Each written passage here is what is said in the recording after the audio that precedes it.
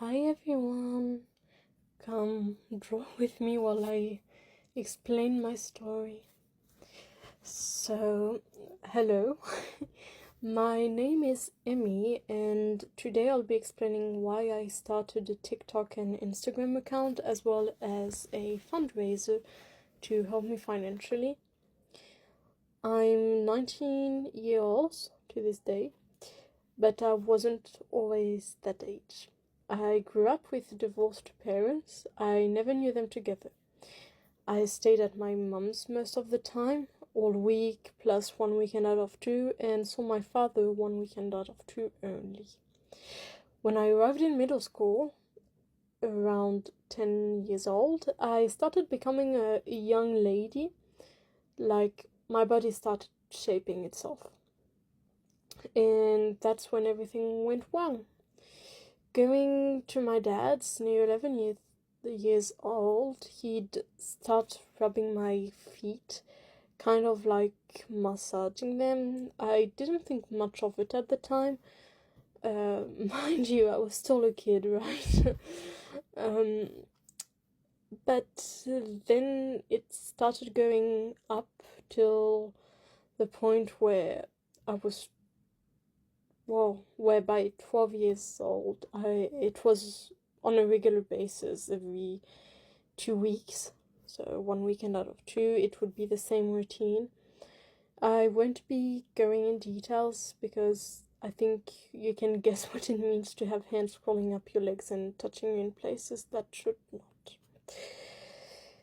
It went on until I was 14. I knew something wasn't right, but my brain just couldn't comprehend it. It couldn't think that if it wasn't right, he wouldn't do it, you know? The brain has has interesting ways of functioning. So yeah, it went on, and I never spoke, never said anything.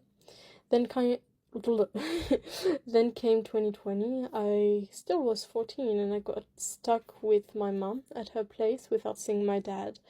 I couldn't because of lockdown. And it actually was a relief because in the past year I had started scarification and had tried taking my life.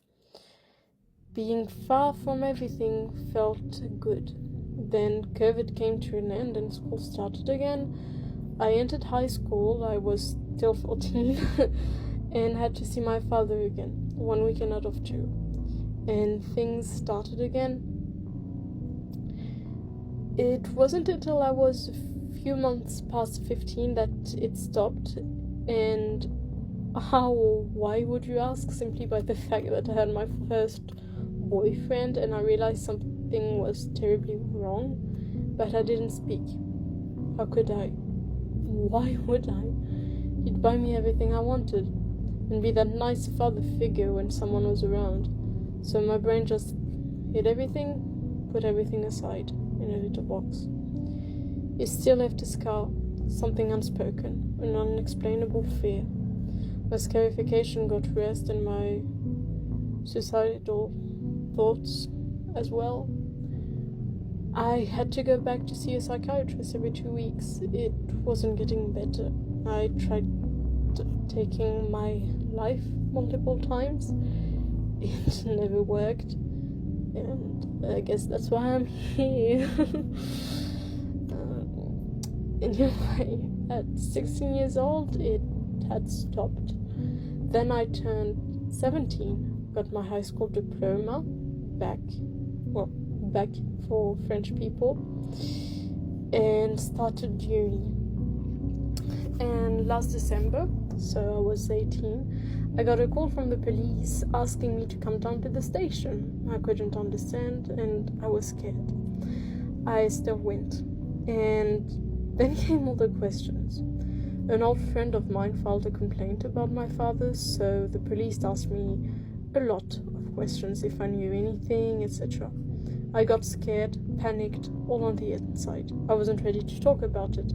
It hit me in the face. It wasn't normal. It was bad. It was a crime. But how could I speak? He was, after all, my father. I stayed quiet, didn't say much, didn't say that I was abused by him for so many years. I couldn't. I failed my exams that year. I wasn't okay. Called a doctor, got under meds, went up to the highest dosage possible for these meds and stayed. Saw a psychologist again, but a new one in EMDR, eye movement desensitization, and reprocessing therapy. Sorry, it's kind of difficult to pronounce, but it's really not cheap. It's like 100 euros per consultation, and I can't afford that much. I'm a student and I'm not working a full-time job. After a few months, so in April, I spoke. I called the police, said I had things to say. I explained everything in details. It hurt. It hurt really bad, but I did it. At the end of the meeting, they asked me if I wanted to file a complaint. And I said yes. This brings me to now. I took all my courage, told my mom. She cried. I cried. We cried together. She said she was sorry for not being able to protect me, that she should have done better. She couldn't know. I wasn't mad at her. She always did her best. I started looking for help, juridical help and financial help.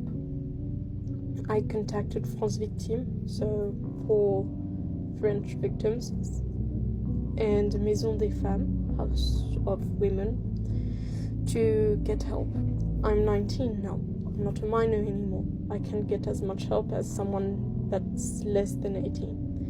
It's okay, there's probably other solutions, right? Yeah. But it's a ton of paperwork and it's hard to handle school as well.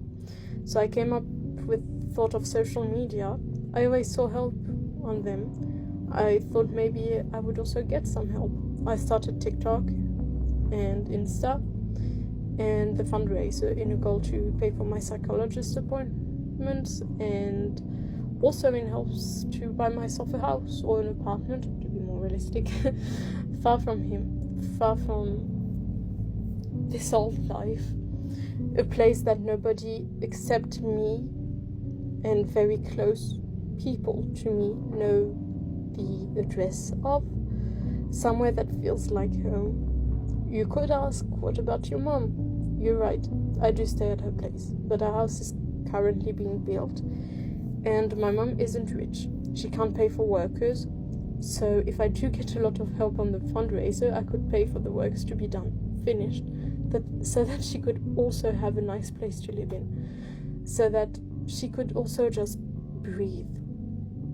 Regarding the whole complaint thing, it can take up to 7 years, since a few people are involved, before, like 7 years before he could get any kind of reprimanding. Hopefully it will take less, but we don't know and we never know, and that's the problem. I will need help in 7 years, maybe, but I need help now. I can't financially manage everything, so that's why I need your help. At the moment that I am making this post, I have less than 100 followers on TikTok, but I have close to 2,500 followers on Insta. More than I could have ever imagined, honestly. The fundraiser also got 200 euros, which is also more than I could ever imagine. I honestly didn't know if it would work at all, but thanks to all of you, it did. So, thank you. Thank you for following, for liking videos, for commenting. I often see the same people commenting over and over again or liking over and over again, and it just makes me happy. It makes me feel like there's people out here that hope that things will get better. So yeah, thank you so much. And yeah, with a lot of love and hope, I'm out.